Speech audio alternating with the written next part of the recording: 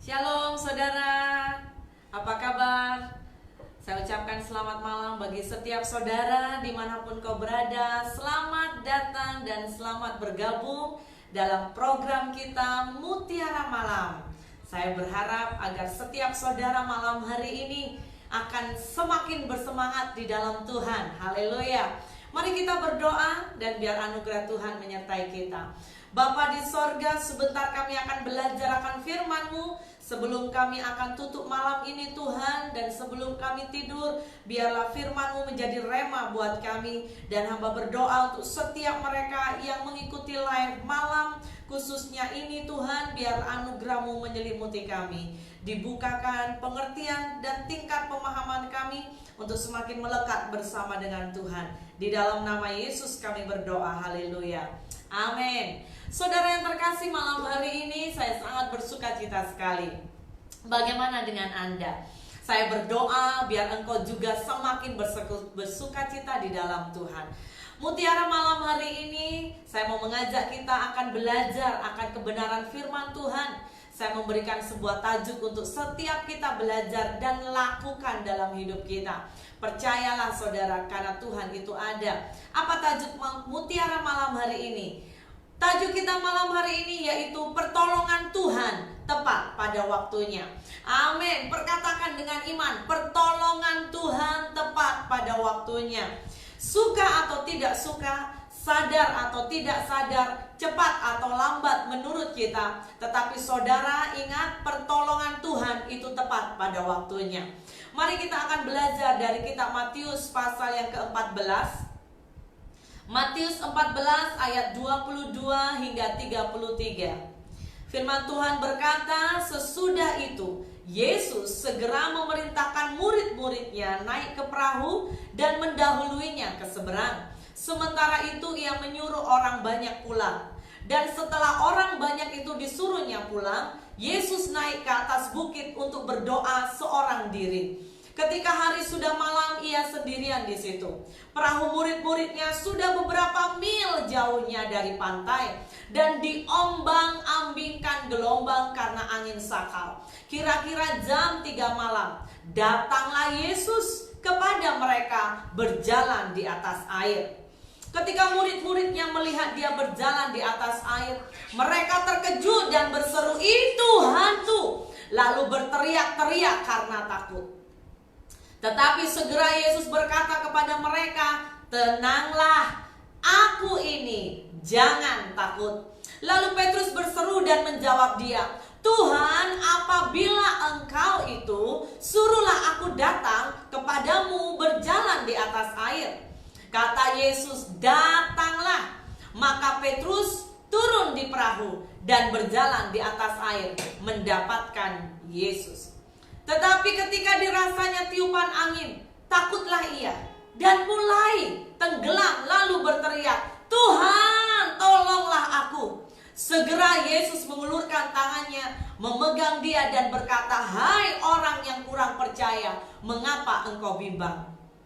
Lalu mereka naik ke perahu dan angin pun redalah. Dan orang-orang yang ada di perahu itu menyembah dia. Katanya, "Sesungguhnya engkau anak Allah." Haleluya. Saudara, ini adalah sebuah ayat yang sangat biasa kita dengar. Tapi malam ini sebelum engkau tidur, mari renungkan ayat ini. Apa mutiara malam kita hari ini saudara? Saya mau mengajak kita belajar akan beberapa poin yang ajaib yang saya sendiri diberkati ketika saya mempersiapkannya. Yang pertama, mari kita perhatikan ayat 23. Ayat 23 berkata, dan setelah orang banyak itu disuruhnya pulang, Yesus naik ke atas bukit untuk berdoa seorang diri. Ketika hari sudah malam, ia sendirian di situ. Saudara, poin pertama mari kita belajar, yaitu apa? Gaya hidup Yesus yang suka berdoa. Katakan amin, katakan haleluya, katakan yes, aku harus suka berdoa. Saudara, Tuhan kita memberi teladan agar kita juga harus seperti dia. Ayat yang ke-23 jelas berkata, bahkan dikatakan Yesus naik ke atas perahu. Yesus naik ke atas bukit untuk berdoa. Bahkan di sini dikatakan berdoa seorang diri. Saudara, kata seorang diri ini berbicara bahwa Yesus paling suka punya keintiman dengan Bapa. Saudara, hari-hari ini bagaimana hubunganmu dengan Bapa? Saya mendorong mari kita belajar seperti Yesus.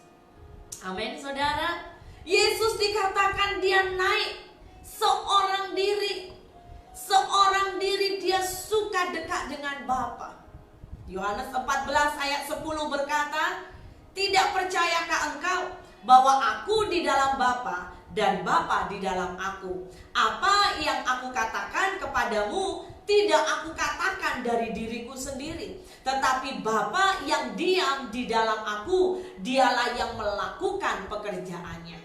Saudara, apa yang Yesus katakan? Dia mau berkata bahwa tidak dia katakan atau tidak ada perkataan yang keluar dari dirinya sendiri. Itu dari dirinya, tetapi semua itu dari Bapa. Wow, saudara, Yesus begitu sangat rendah hati.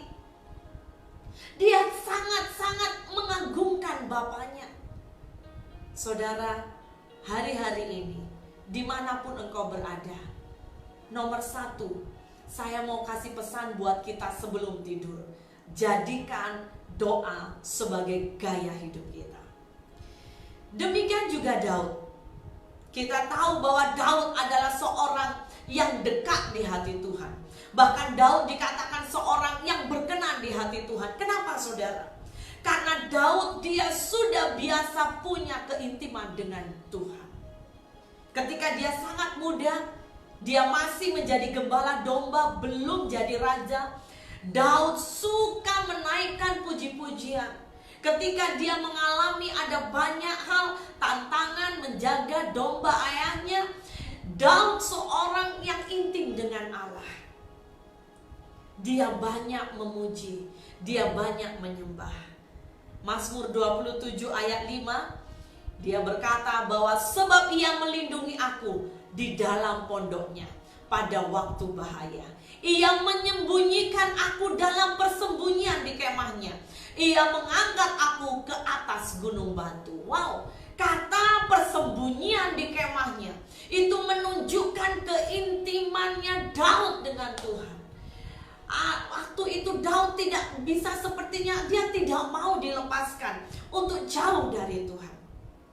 Ada seorang, saya menemukan sebuah artikel dan orang ini memberikan ekspresinya bagaimana hubungan intim dengan Tuhan itu ajaib. Saya bacakan, saudara, ya, dia dalam bahasa Inggris, nanti saya terjemahkan. Dia berkata, "Spending time in our secret place with God is one way of choosing life, the spirit of the flesh. When the bold to do that, we have more of a heavenly, eternal perspective. We find the ability to remain thankful in all things." Dia berkata bahwa menghabiskan waktu di tempat rahasia kita dengan Allah adalah salah satu cara untuk kita memilih hidup di dalam roh daripada di dalam daging. Ketika kita berani melakukan itu, kita lebih banyak akan memiliki perspektif sorgawi, pikiran yang kekal. Kita menemukan kemampuan untuk tetap bersyukur dalam segala hal. Bagaimana dengan Anda yang mengikuti live streaming malam hari ini? Apakah engkau bisa berkata, lebih baik 1 hari di pelataranmu daripada 1000 tahun di tempat yang lain? Haleluya. Saya berdoa, saudara, hari-hari ini, haleluya, saudara, kita sadar setiap orang yang saling mencintai, bahkan Anda yang pernah melewati punya rasa cinta, Anda paling suka, ya kan, orang sangat, dia paling suka untuk tinggal di tempat rahasia. Betul nggak, saudara? Dengan kekasihnya. Saudara, saya mau berkata itu biasa, itu normal. Oleh karena itu seperti juga Tuhan. Tuhan rindu engkau dekat dengan Dia, ada di dalam keintiman dengan Dia. Amin. Saudara, Anda mau belajar hari ini? Yes, haleluya. Dalam Mazmur khususnya 91 ayat 1, Kita tahu bahwa ini Mazmur yang ajaib ya hari-hari ini. Mazmur 91 ayat 1 dalam terjemahan bahasa Inggris berkata, He who dwell in the secret place of the Most High shall abide under the shadow of the Almighty. Wow, haleluya. Orang yang duduk dalam lindungan yang maha tinggi dan bermalam dalam naungan yang maha kuasa, dikatakan ya. Maka semua ayat yang di bawahnya, perlindungan, penyertaan dalam hidup kita pasti dilakukan, pasti ada. Saudara, jangan bimbang ketika engkau ada di dalam tempat rahasia dengan Tuhan. Bahkan engkau juga bisa akan berkata seperti Daud, Tuhan gembalaku, takkan kekurangan aku. Haleluya. Ada amin. Anda kurang apa hari ini? Mari bangkitkan imanmu. Di dalam Dia ada semuanya. Tuhan Yesus sendiri memiliki ketergantungan yang kuat dengan Bapanya. Ya, oleh karena itu malam ini sebelum kita tidur, sebelum kita menyelesaikan sepanjang hari ini dan memulakan hari yang baru, saya berdoa untuk Anda, mari punya keintiman dengan Tuhan. Yang kedua, kita mau belajar. Kita akan baca dari ayat 21 hingga ayat yang ke-26. Ayat ini berkata, ayat 24, berkata bahwa perahu murid-muridnya sudah beberapa mil jauhnya dari pantai dan diombang-ambingkan gelombang karena angin sakal.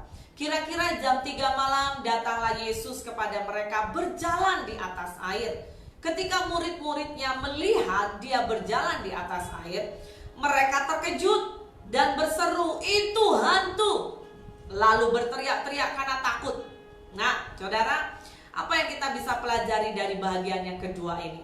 Bagian yang kedua ini itu sangat jelas menunjukkan bahwa hari itu murid-muridnya sekali lagi, sekalipun kalau Anda baca pada ayat sebelumnya ya, mereka sebetulnya bersama dengan Yesus juga, mereka merayakan satu momen yang spektakuler, yang luar biasa. Mereka itu mengalami atau melakukan mujizat bersama dengan Tuhan. Mereka melihat dengan mata ya, Tuhan Yesus melakukan mujizat ya, dari yang namanya 2 ekor ikan dan 5 roti bisa memberi makan 5.000 orang. Tetapi tidak lama murid-muridnya pun sama, mungkin seperti kita.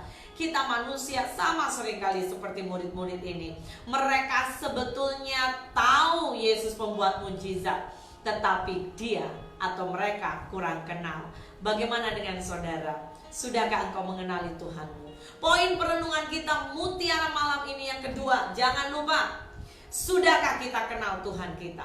Di Alkitab dikatakan sering kalau kita berbicara perahu, saudara ya, itu berbicara kehidupan. Dan ayat ini berkata bahwa perahunya itu sudah bermil jauh. Bagaimana dengan hidupmu? Mari buat evaluasi sebelum tidur. Apakah perahu hidupmu saat ini jauh atau dekat dengan Tuhan? Apakah perahu hidup kita sedang diombang-ambing atau dalam ketenangan? Sudah hal normal saya mau berkata bahwa ketika kita hidup di bumi, kita harus mengalami goncangan, kita harus mengalami badai yang silih berganti. Ya, sekejap berhenti, sekejap lagi datang. Namun saudara, saya mau berkata, yang paling utama adalah pastikan engkau mengenal Tuhanmu secara pribadi. Kita akan diberi kesanggupan. Perhatikan, orang yang mengenal Tuhannya secara pribadi diberikan kesanggupan untuk berjalan di tengah badai. Bahkan, dengar ini, engkau akan dimampukan berjalan di atas air. Haleluya, amin. Sekalipun, perhatikan, sekalipun dunia mengalami goncangan, tapi engkau yang mengenal Dia akan diberikan sebuah kemenangan. Engkau akan mengalami perjalanan berjalan dengan Tuhan yang berbeza. Engkau hidup berbeza dari keluargamu, engkau hidup berbeza dari kawan-kawanmu, engkau hidup berbeza dari orang kebanyakan. Sebab apa? Karena engkau kenal siapa Tuhanmu yang ajaib. Amin, saudara. Dan saudara, saya mau berkata hati-hati, karena di ayat ini jelas dikatakan sampai murid-murid itu sendiri lihat Yesus datang, mereka berkata, itu hantu. Wow, saudara, saya berdoa Biarlah pengenalan kita akan Tuhan setiap hari semakin bertumbuh dalam Tuhan. Amin. Yang ketiga kita akan belajar yaitu mengenai apa? Kata khususnya yang terdapat dalam ayat 27. Saya baca ya. Ayat 27 berkata, tetapi segera Yesus berkata kepada mereka. Nah, ini adalah kisah di mana hari itu ada banyak murid yang takut. Yesus berkata, tenang, tenang, aku ini, jangan takut. Ayat ini jadikan sebuah iman dalam hidup kita. Apapun badai yang kau hadapi, apapun tantangan yang kau hadapi, saudara yang terkasih dalam Tuhan, saya mau berkata, tenang, karena Tuhan berjanji, aku ada. Yesus bukan hanya menenangkan badai saat itu, tetapi dia sedang menegaskan, aku. Dikatakan, tenang, aku ini. Saudara, itu gambarannya Tuhan sedang mau menunjukkan secara pribadinya dalam hidupmu. Dia seperti mau berkata kepada engkau, hei anakku, ini aku, jangan takut. Amin saudara. Hai anakku, ini aku, jangan engkau takut, jangan engkau khawatir. Tenanglah, Tuhan mau berkata dalam hidupmu, tenang. Malam hari ini sebelum engkau tidur, tenang. Amin. Mungkin kau mengalami godaan, engkau mengalami gangguan, engkau mengalami tekanan, engkau mengalami jabaran, bahkan engkau tidak bisa tidur oleh karena mungkin ada beban pikiran dalam hidupmu. Malam ini Roh Kudus mau berbicara buat engkau. Tuhan mau berkata, tenang, aku ini, jangan takut. Amin saudara. Dia mau berkata bahwa dia peduli atas hidupmu. Ya, dalam Matius juga dikatakan, ingat saudara, kita itu digambarkan sangat berharga. Bahkan dikatakan, tengok burung pipit di udara, tidak menanam, tidak menuai, tetapi dipelihara Bapa di sorga. Apalagi engkau dan saya. Amin. Bahkan hari itu, poin yang keempat kita belajar. Ketika Petrus dia berkata, kalau engkau itu Tuhan, ya, Petrus dengan berani, Petrus berkata, aku mau berjalan. Yesus berkata, datang, come. Tetapi ayat 30, perhatikan. Ayat 30 berkata, tetapi ketika dirasanya tiupan angin, takutlah ia dan mulai tenggelam. Lalu berteriak, Tuhan, tolonglah aku. Saudara, siapa hari-hari ini yang hidupmu hampir tenggelam? Mungkin kau berkata, aduh Tuhan, perahuku sudah mau kandas. Mari belajar punya sikap hati seperti Petrus. Poin yang keempat kita belajar, yaitu apa? Teriakan Petrus adalah sebuah tanda, sebuah teriakan kerendahan hati. Kalau engkau sedang mengalami titik kandas dalam hidupmu, engkau hampir tenggelam, izinkan saya berpesan buat engkau. Mari rendah hati. Rendahkan dirimu di dalam tangan Tuhan yang Maha Kuasa. Petrus tidak malu, dia berkata, Tuhan, tolonglah aku. Kita percaya bahwa Tuhan Yesus adalah juru selamat kita. Dia adalah jalan dan kebenaran dan hidup. Tapi di sisi lain juga, dengar saudara, dia adalah Tuhan yang juga akan bisa menenangkan badai dalam hidupmu. Terpujilah hari itu Petrus berkata, tenang, tenang, tenang. Tuhan berkata, tenanglah aku. Tenang, anakku, tenang. Dan Petrus berkata, Tuhan, tolonglah aku. Reaksi Petrus ini yang seringkali menyukakan hati Tuhan, yaitu apa? Kerendahan hati. Saudara, saya mau saudara ambil note dalam hidupmu. Seringkali Tuhan izinkan ada goncangan terjadi dalam hidup kita. Untuk kita itu belajar apa saudara? Untuk kita belajar mengizinkan diri kita diproses dan dibentuk hati kita oleh Tuhan. Maukah engkau mau diproses Tuhan? Supaya apa? Proses yang Tuhan izinkan terjadi dalam hidupmu dan saya, itu sebetulnya akan membuat kita semakin rendah hati. Saya teringat malam hari ini ilustrasi atau gambaran padi. Padi itu ada buah. Padi itu bisa diambil, dituai ketika padi itu berbuah. Tapi ketika padi berbuah, padi itu bukan tegak tetapi semakin tunduk. Saudara, adakah kita punya sikap rendah hati? Saya mau share buat kita berkat-berkat orang yang punya kerendahan hati. Mazmur 22 ayat 26, Alkitab berkata, orang yang rendah hati akan makan dan kenyang. Orang yang mencari Tuhan akan memuji-muji Dia. Biarlah hatimu hidup untuk selama-lamanya. Ada amin. Mazmur 37 ayat 11, tetapi orang-orang yang rendah hati akan mewarisi negeri dan bergembira karena kesejahteraan yang berlimpah-limpah. Mazmur 149 ayat 4, sebab Tuhan berkenan kepada umatnya, Ia memahkotai orang-orang yang rendah hati dengan keselamatan. Saudara perhatikan, engkau yang rendah hati, Tuhan sediakan mahkota dalam hidupmu. Amin.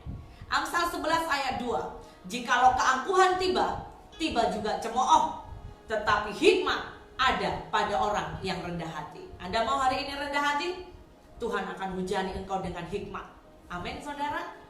Amsal 29 ayat 23, keangkuhan merendahkan orang, tetapi orang yang rendah hati menerima pujian. Amin, haleluya.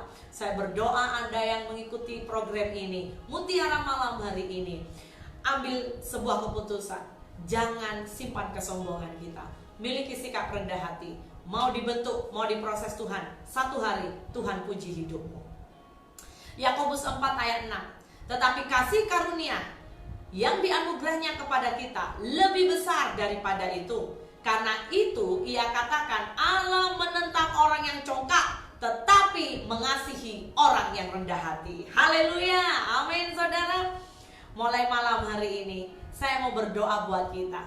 Mari bersama dengan saya, mari kita punya kerendahan hati. Ya, mulai hari ini sebelum engkau tidur, mungkin engkau bahkan merasa, Tuhan ampuni selama ini aku terlalu sombong, aku terlalu merasa bisa, aku terlalu merasa kuat. Dan saudara, belajar bersyukur. Kalau Tuhan izinkan ada goncangan terjadi dalam hidupmu, katakan thank you Jesus. Amin. Katakan terima kasih Tuhan, karena aku tahu semuanya untuk mendatangkan kebaikan. Haleluya. Malam hari ini saya mau berdoa untuk engkau, dimanapun kau berada. Anda boleh share di komen, Anda boleh bagi emoji 2 tangan. Katakan ke Tuhan, Tuhan, kalau hari-hari ini perahuku sedang digoncang, beri aku hati hamba. Kalau hari-hari ini sepertinya perahuku mengalami badai, mengalami angin topang, beri aku hati yang rendah hati. Bahkan jika ada di antara engkau yang mungkin engkau diizinkan Tuhan mengalami ada cobaan, bahkan itu membuat engkau hampir tenggelam, datang ke Tuhan. Mari kita berdoa. Terima kasih Tuhan, terima kasih ya Tuhan. Bapa, hamba berdoa bagi setiap saudara-saudara mereka yang live malam hari ini, yang mengikuti program Mutiara Malam ini ya Tuhan. Hamba berdoa Tuhan, jika ada di antara mereka yang bahkan hidupnya hampir tenggelam, Tuhan buat mereka angkat, Tuhan angkat mereka, buat mereka bangkit ya Bapa. Hamba berdoa Tuhan, dan anugerah Tuhan, biar cinta yang dari Tuhan menguasai mereka. Mereka akan semakin intim dengan Engkau. Mereka semakin mencintai Engkau melebihi hari yang lalu. Oh yes Lord, more than yesterday. Cinta kami lebih daripada hari yang lalu. Tuhan, hamba berdoa, mari berkati baik itu Bapak Ibu yang melihat live ini, bahkan orang-orang muda dimanapun mereka berada hari-hari ini yang mengalami banyak krisis dan goncangan. Tuhan, buat kami seperti Petrus, kami mau belajar tahu untuk berteriak. Kami mau belajar Tuhan untuk angkat iman kami bagi Engkau. Oh, kiralaya shikaratayamu. Dan biar anugerah Tuhanlah yang memampukan kami untuk tetap berdiri ya Bapa. Terima kasih Tuhan. Hamba berdoa biar malam ini sebelum kami tidur, rema firman-Mu itu akan melekat menjadi benih yang kuat di dalam hati kami dan bertumbuh dengan ajaib. Terpuji nama-Mu. Kami sambut hari esok dengan ucapan syukur. Kami sambut hari esok dengan kemenangan. Di dalam nama Tuhan Yesus kami berdoa. Haleluya. Amin. Doa saya menyertai Anda semuanya. Dan saya ucapkan salam kemenangan. Selamat malam. Tuhan Yesus memberkati.